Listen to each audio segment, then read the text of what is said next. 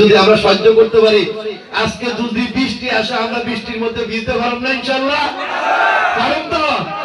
তাই আপনারা নার্ভাস হবেন না। আমরা বৃষ্টির মধ্যে ভিজে আজকে প্রতিষ্ঠাতা বার্ষিকী আমরা দেখিয়ে দিব মেজর হাফিজ উদ্দিন আহমেদ বীর বিক্রমকে যে হাফিজ সেনা কখনো কোনো কিছুকে ভয় পায় না।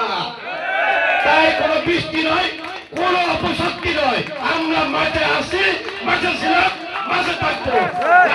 যুবতীরা একটা আছে, আছে এই সেই নেতা আরেক চলে আরেক চলে ফরাজগঞ্জে ফরাজগঞ্জে ফরাজগঞ্জে হাফিজ ভাই আরেক চলে তারেক রহমান রহমান তারেক তারেক